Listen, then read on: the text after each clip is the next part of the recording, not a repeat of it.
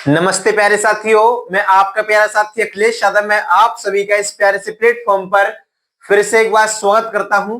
तो साथियों, इस क्लास में हम करने वाले हैं टारगेट T20 सीरीज का जीएस प्रैक्टिस सेट नंबर 9, जो कि हम आज PYQ स्टैटिक जीके का स्पेशली प्रैक्टिस सेट करने वाले। इसमें हम क्या करेंगे, तो स्टैटिक जीके में जो प्रीवियस ईयर क्वेश्चन पूछे गए हैं वो हम देखेंगे। हमारा प्रैक्टिस सेट नंबर कौन सा है आज, तो 9th प्रैक्टिस सेट है। और सभी साथियों से एक रिक्वेस्ट है, जिस भी साथी ने भी चैनल को सब्सक्राइब नहीं किया है तो वो चैनल को सब्सक्राइब कर लेंगे और बेल आइकन ऑन करके मतलब अपनी क्लासेस को रेगुलर करते रहेंगे। आपको जब भी क्लासेस की नोटिफिकेशन मिलेगी तो चैनल को सब्सक्राइब करने के बाद बेल आइकन ऑन कर लेना है। तो साथियों, अपना टाइम वेस्ट किए हम अपनी क्लास को शुरू करेंगे। जैसे क्लास का सबसे पहला क्वेश्चन है, फुगड़ी नृत्य आमतौर पर निम्न में से किस त्योहार के दौरान किया जाता है? ऑप्शन नंबर ए है Ganesh Chaturthi, option number B है दीपावली, ऑप्शन नंबर सी है होली, ऑप्शन नंबर डी है नवरात्रि। तो सभी साथी बताएंगे इसका करेक्ट आंसर क्या हो जाएगा। फुगड़ी नृत्य आमतौर पर निम्न में से किस त्योहार के दौरान किया जाता है? तो किया जाता है गणेश चतुर्थी के दौरान। किसके दौरान? गणेश चतुर्थी के दौरान। ऑप्शन नंबर ए जो होगा इसका करेक्ट आंसर हो जाएगा। क्या हो जाएगा? Option number A correct answer हो जाएगा। नहीं, फुगड़ी कोंकण क्षेत्र में महिलाओं द्वारा किया जाने वाला गोवा और महाराष्ट्र, कहां पर? गोवा और महाराष्ट्र का एक लोक नृत्य। क्या है? एक लोक नृत्य है। यह एक पारंपरिक लोक नृत्य है। क्या है ये? एक पारंपरिक लोक नृत्य है जो गणेश चतुर्थी के दौरान भाद्रपद माह में किया जाता है। कब किया जाता है? भाद्रपद माह में या महीने में किया जाता है। इसके बाद नेक्स्ट हम देखेंगे, नेक्स्ट है नोंगक्रेम और लाहो निम्नलिखित में से किस राज्य के लोकप्रिय नृत्य हैं? ऑप्शन नंबर ए है मेघालय, ऑप्शन नंबर बी है Arunachal Pradesh, option number C है मणिपुर, ऑप्शन नंबर डी है असम। तो सभी साथी बताएंगे कि नोंगक्रेम और लाहो निम्नलिखित में से किस राज्य के लोकप्रिय नृत्य हैं? तो किसके हैं? मेघालय के। किसके? ऑप्शन नंबर ए जो होगा इसका करेक्ट आंसर हो जाएगा। क्या हो जाएगा? ऑप्शन नंबर ए मेघालय। यहाँ दे रखे राज्य दे रखे हैं इनके लोक नृत्य, कौन से राज्य में कौन सा लोक नृत्य लोकप्रिय है। जबकि यहाँ देखेंगे मेघालय में कौन कौन सी? नोंगक्रेम और कौन सी है? वेहंदी खलम। कौन सा है? मेघालय में नोंगक्रेम और वेहंदी खलम। उसके बाद मिजोरम की देखेंगे, मिजोरम में क्या है? खुल्लम और क्या है? चेलम। उसके बाद है नागालैंड, नागालैंड में कौन से लोकप्रिय है? तो रेगमा है। उसके बाद है आलू यट्टू है। उसके बाद चांगसांग है। उसके बाद देखेंगे मणिपुर के, मणिपुर के थांगटा है। उसके बाद लाई हरोवा है। उसके बाद देखेंगे असम, असम के कौन कौन से? तो बागुरुम्बा है। उसके बाद है कोनाई। इसके बाद नेक्स्ट क्वेश्चन हम देखेंगे, नेक्स्ट है आत्मकथा लॉन्ग वॉक टू फ्रीडम द्वारा लिखी गई। किसके द्वारा आत्मकथा लॉन्ग वॉक टू फ्रीडम लिखी गई है? ऑप्शन नंबर ए है V R Ambedkar, option number B है Rabindranath Tagore, option number C है M K Gandhi, option number D है नेल्सन मंडेला। तो सभी साथी बताएंगे इसका करेक्ट आंसर क्या हो जाएगा। इनके आत्मकथा लॉन्ग वॉक टू फ्रीडम किसके द्वारा लिखी गई है? तो लिखी गई है नेल्सन मंडेला के द्वारा। किसके द्वारा? नेल्सन मंडेला के द्वारा। यहाँ पर कुछ प्रमुख विद्वान दे रखे हैं, उधर साइड इनकी आत्मकथा दे रखी है। इनकी बी आर अम्बेडकर द्वारा क्या लिखी गई है? तो इनके द्वारा लिखी है वेटिंग फॉर आ वीजा। क्या है इनके द्वारा? B R doctor Bhimrao Ambedkar ने कौन सी आत्मकथा लिखी है? तो वेटिंग फॉर आ वीजा। उसके बाद है नेल्सन मंडेला की, नेल्सन मंडेला क्या है? लॉन्ग वॉक टू फ्रीडम, जो कि यहाँ पर दे भी रखी है, हमसे पूछा भी गया। एम के गांधी ने क्या लिखा है? तो माई एक्सपेरिमेंट विद टूथ। क्या है? My experiment with tooth. इसके बाद नेक्स्ट हम देखेंगे,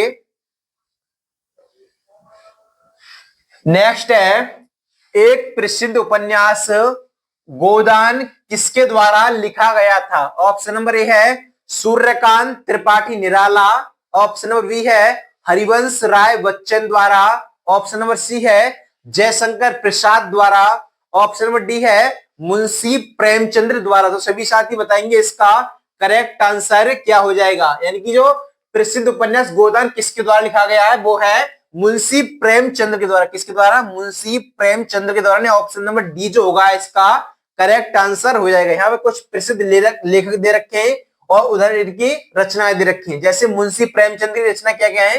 गोदान है, सेवा सदन है, कफन है, पूछ की एक रात। क्या है? पूछ की रात। उसके बाद सूर्यकांत त्रिपाठी निराला की रचना दे रखी है। इनकी रचना क्या क्या है? परिमल है, अनामिका है, गीतिका है। उसके बाद है जयशंकर प्रसाद की रचनाएं। जयशंकर प्रसाद की रचना क्या है? कामायनी है, कानन कुसुम है, झरना है, आंसू है और लहर है। ये कामायनी क्या है? एक महाकाव्य है। क्या है? जयशंकर प्रसाद द्वारा लिखित एक महाकाव्य है। उसके बाद है हरिवंश राय बच्चन की मतलब रचनाएं। इनकी क्या क्या रचनाएं? तो मधुशाला है, मधुबाला है, मधु कलश है, उसके बाद निशा है, उसके बाद निमंत्रण है। इसके बाद नेक्स्ट हम देखेंगे। नेक्स्ट क्वेश्चन है why I am an atheist निम्नलिखित क्रांतिकारियों में से किसकी एक आत्मकथा है? ऑप्शन नंबर ए है चंद्रशेखर आजाद की, ऑप्शन नंबर बी है भगत सिंह की, ऑप्शन नंबर सी है राज प्रसाद बिस्मिल की, ऑप्शन नंबर डी है सूर्यकांत सेन की। तो सभी साथी बताएंगे इसका करेक्ट आंसर क्या है। भाई आई एम एन एथिस्ट निम्नलिखित किस क्रांतिकारी या निम्नलिखित में से क्रांतिकारियों में से किसकी आत्मकथा है? तो वो है भगत सिंह की। किसकी? भगत सिंह की। ऑप्शन नंबर बी जो होगा इसका करेक्ट आंसर हो जाएगा। मैं नास्तिक क्यों हूं लेख भगत सिंह ने जेल में रहते हुए लिखा था। किसमें? मतलब जो भगत सिंह थे जेल में, तो इन्होंने कौन सा एक लेख लिखा था? तो वो लिखा था मैं नास्तिक क्यों हूं। ये इन्होंने जेल में रहते हुए एक लेख लिखा है। उसके बाद यह लेख 27 सितंबर सन 1931 को लाहौर के अखबार द पीपल में प्रकाशित हुआ। किसमें प्रकाशित हुआ था? ये लाहौर के अखबार द पीपल में प्रकाशित हुआ। इसके बाद नेक्स्ट हम देखेंगे।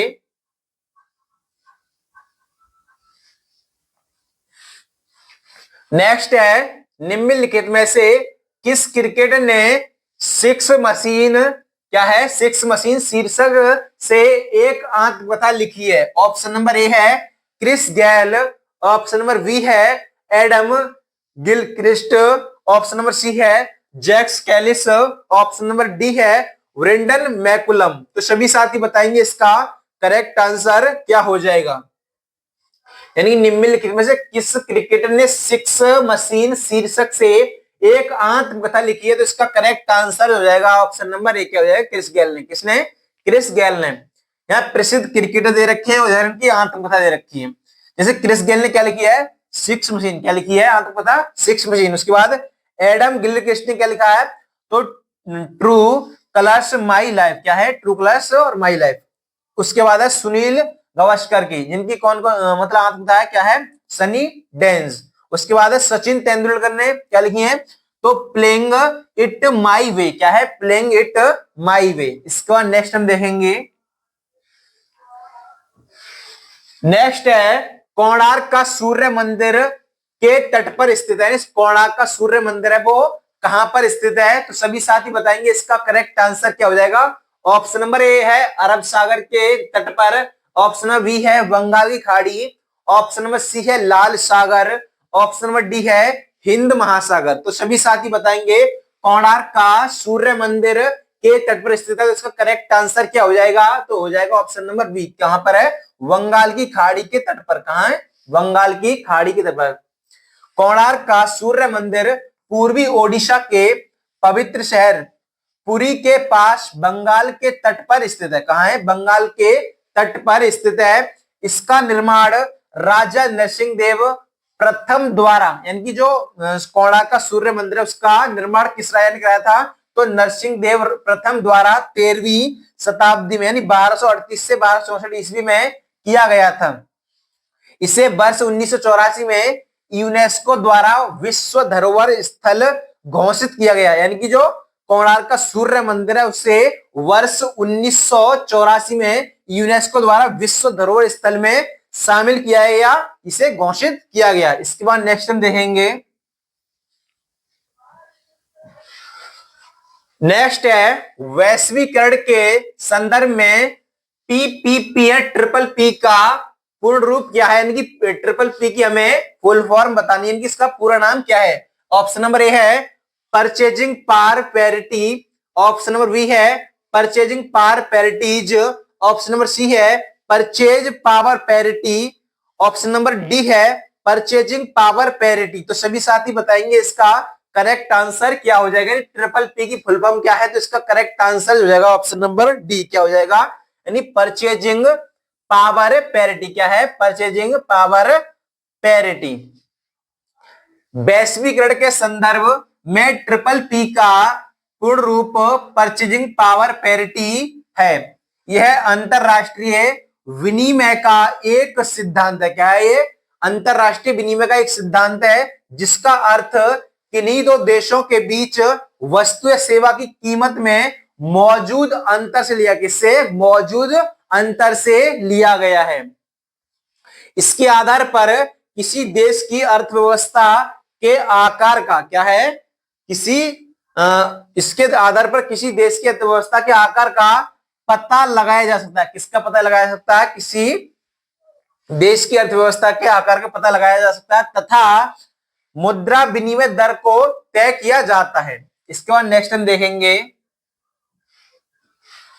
नेक्स्ट है द्रोणाचार्य पुरस्कार किसे प्रदान किया जाता है। ऑप्शन नंबर ए है सर्वश्रेष्ठ शिक्षक को, यानी सर्वश्रेष्ठ टीचर को, ऑप्शन नंबर बी है सर्वश्रेष्ठ कोच को, ऑप्शन नंबर सी है सर्वश्रेष्ठ सैनिक को, ऑप्शन नंबर डी है सर्वश्रेष्ठ खिलाड़ी को। तो सभी साथी बताएंगे द्रोणाचार्य पुरस्कार है वो किसको प्रदान किया जाता है, तो वो कोच को प्रदान किया जाता है। किसको, सर्वश्रेष्ठ कोच को। इसका बी ऑप्शन जो होगा करेक्ट आंसर हो जाएगा, क्या हो जाएगा, सर्वश्रेष्ठ कोच को द्रोणाचार्य पुरस्कार प्रदान किया जाता है। वर्ष 1985 में स्थापित द्रोणाचार्य पुरस्कार उन प्रतिष्ठित प्रशिक्षकों को सम्मानित करने के लिए दिया जाता है जिन्होंने खिलाड़ियों या टीमों को सफलतापूर्वक प्रशिक्षित किया हो और उन्हें अंतरराष्ट्रीय प्रतियोगिताओं में उत्कृष्ट परिणाम, रिजल्ट प्राप्त करने में सक्षम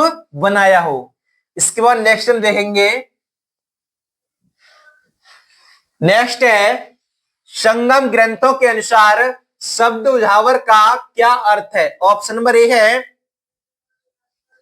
ऑप्शन नंबर ए साधारण हल चलाने वाले, ऑप्शन नंबर बी है बड़े जमींदार, ऑप्शन नंबर सी है दास, ऑप्शन नंबर डी है शिक्षक। तो सभी साथी बताएंगे इसका करेक्ट आंसर क्या हो जाएगा, यानी कि संगम ग्रंथों के अनुसार शब्द उजावर का क्या अर्थ है, तो इसका करेक्ट आंसर जो हो जाएगा ऑप्शन नंबर ए, क्या हो जाएगा, साधारण हल चलाने वाले। क्या हो जाएगा, साधारण हल चलाने वाले, इसका करेक्ट आंसर हो जाएगा। संगम ग्रंथों के अनुसार साधारण हल चलाने वाले को उजावर कहा जाता है। क्या कहा जाता है, उजावर कहा जाता है। इसके अनुसार गांवों में रहने वाले बड़े जमींदारों को विल्लालर कहा जाता है। क्या कहा जाता है, गांवों में रहने वाले बड़े जमींदारों को विल्लालर कहा जाता है। इसके बाद नेक्स्ट है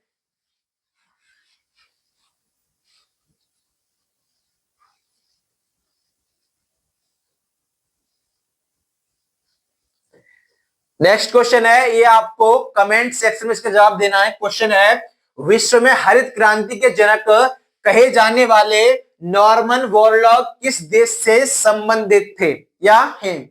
ऑप्शन नंबर ए है यूएसए से, ऑप्शन नंबर बी है ऑस्ट्रेलिया से, ऑप्शन नंबर सी है न्यूजीलैंड से, ऑप्शन नंबर डी है जर्मनी से। तो सभी साथी इसका आंसर है कमेंट सेक्शन में जरूर बताना है, यानी कि आज की क्लास आपको कैसी लगी। तो साथियों आज के लिए बस इतना ही, मिलते हैं नेक्स्ट क्लास में, तब तक के सभी प्यारे साथियों को जय हिंद।